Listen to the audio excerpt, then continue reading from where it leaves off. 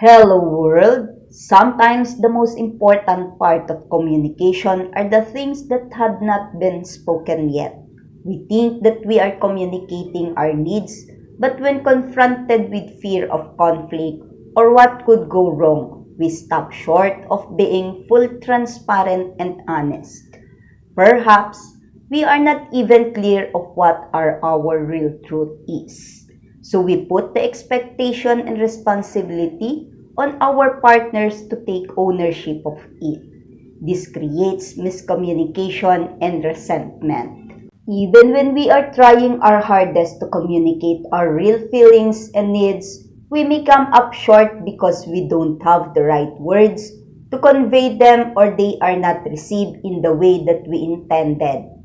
To make space for someone to express themselves fully, you have to be able to understand their style of communications, the way that they were taught to think and express themselves, and be able to meet them where they are at so that they feel emotionally safe instead of feeling guarded because your approach isn't making them feel triggered or defensive.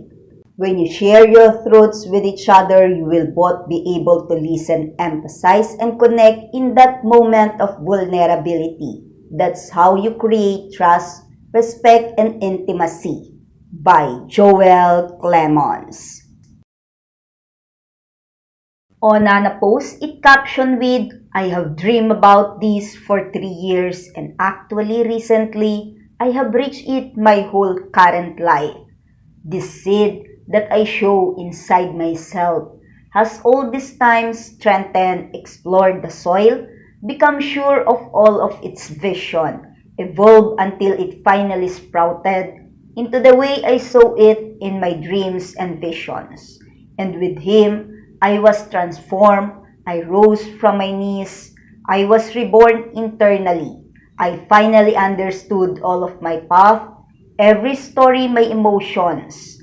Sometimes frozen, every shadow, every tremble, thoughts, words, actions, the duality I once believed in. Every why, was it worth it? I'm sorry, I can't.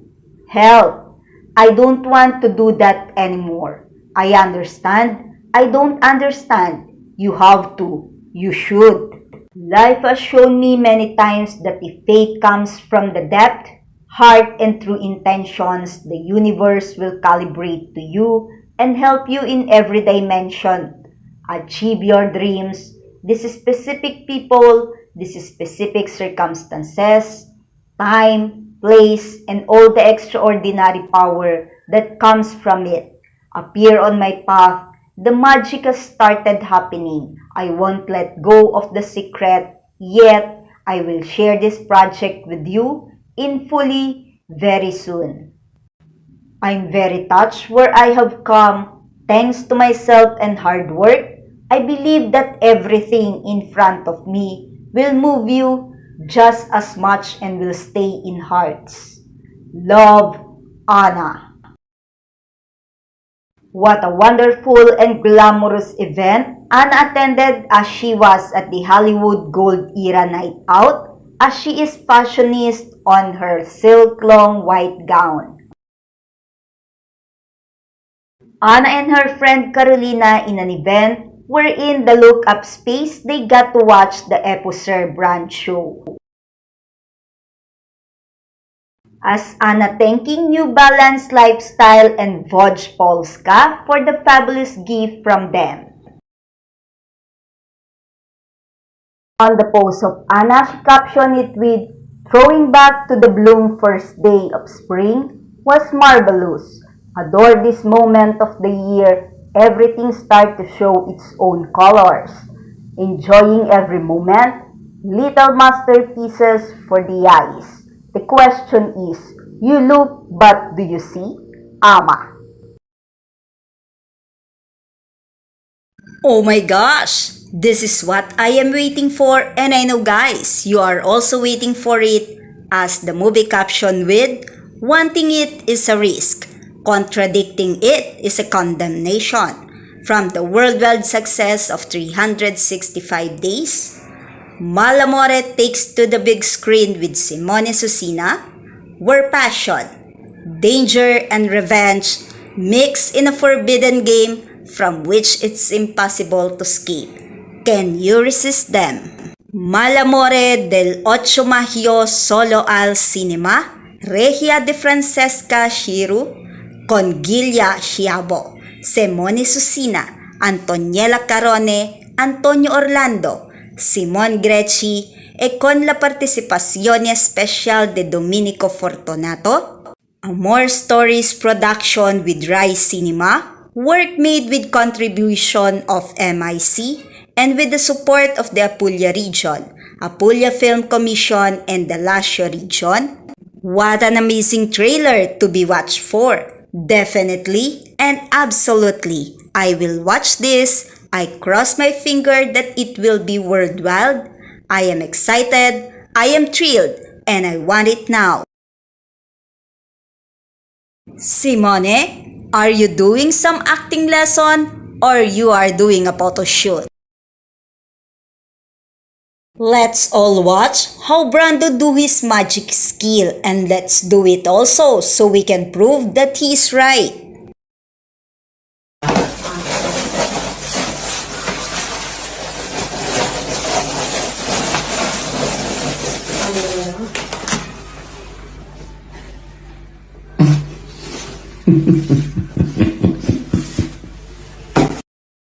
Do you want to see Marcus how good to play football? Look in here!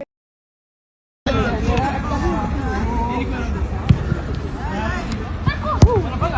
gol! Gol! Ragazzi, gol! È gol! È gol! Andiamo!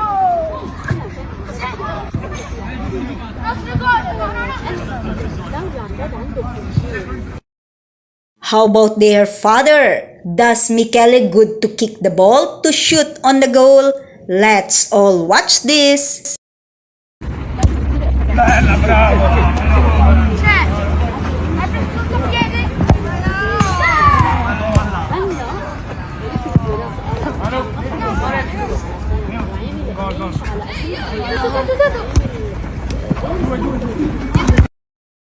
Oh, wait! Be careful, Brando. Are you okay? And Michele to the rescue. Bravo, Brando! Bravo! It's okay, it's okay. It doesn't hurt. Doesn't hurt. La palla comunque ha peccato, eh? Vai, l'ambulanza! Vabbè, la palla ha peccato, vero? Sì, ha beccato la palla. Vai. Andiamo, non fa male, non fa male, non fa male, non fa male. Sai che sei un leone? Stand up, stand up, stand up, stand up. Dai.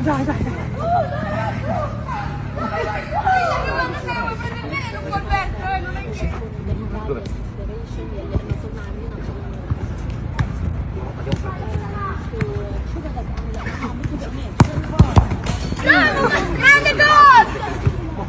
Che gol! Il cecchino, double kill! Vai, Brando! Sai come vai? Oh, siamo due, niente. Vai, Brando! Everybody's happy today as this is a fun sport for everyone. Look in here. Mi sto rovinando tutti i contatti. Meglio. Oh! Rigore! Sto volando, piccoli voi! Oh! Oh! Non so voi! Dopo tutte le file io riesco a segnare! Era dedicato. دي وليس ما بدي حدا يجي يفسر Dietro. Marcus!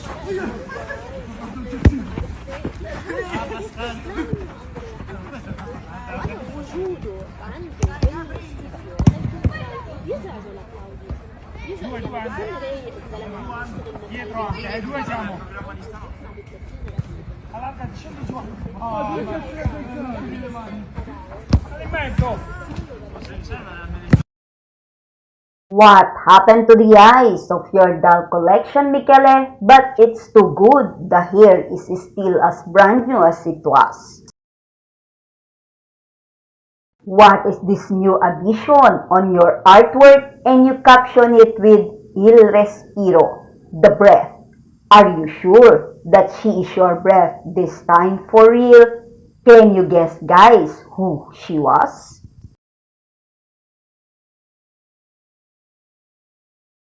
I have someone in my mind. Do you want to know, guys, who she was in my mind? Here's our guess. Same with other fan page of Michele that the one he drew was his wife Ruba with the caption Il Respiro. It's the tattoo that we recognize that it was Ruba. This time, new song of Michele, Know My Soul, is out in all media platform wherein you can check it out and listen to it. A round of applause for you, Michele. Watch and hear this message of him for all of us. All right, this is really funny. I didn't know. I personally didn't know. I just find out, just figured it out. My new song is out. Yeah, it's already out. I mean, it's out everywhere. Know My Soul is out. It's out on Spotify, Apple Music, YouTube, everywhere. Check the next story. I'm gonna send you the link and all of that. I was just just very busy, being very busy time. But it's great. It's one of my favorite songs. Please go check it out. I love you. Hey! Look closely here as Michele has been wearing the ring he got from Ruba. It's the silver blue stone ring. Michele is composing a new song and very soon it will come out for us to listen to it.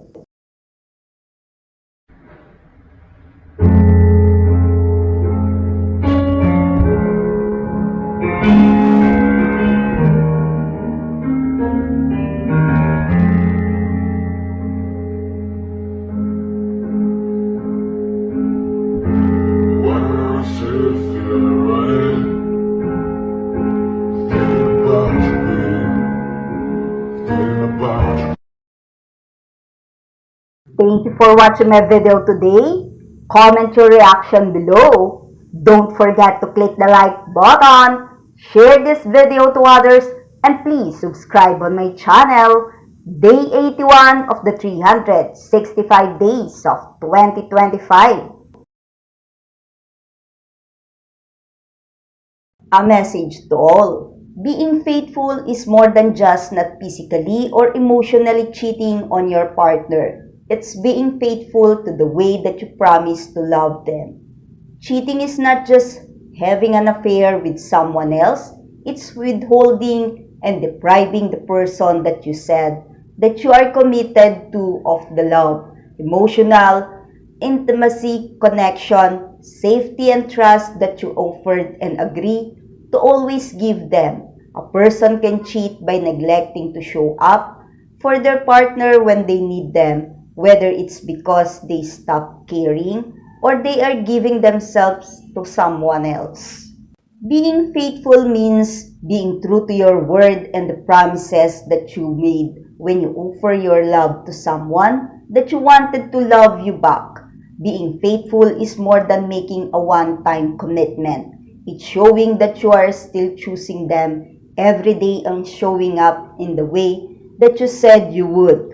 Life and relationship are not always going to be easy. In fact, it's going to be extremely difficult and a real challenge at times. But if two people never waver in their love and commitment to each other, then you will have the strength to overcome and grow from whatever happens in your lives.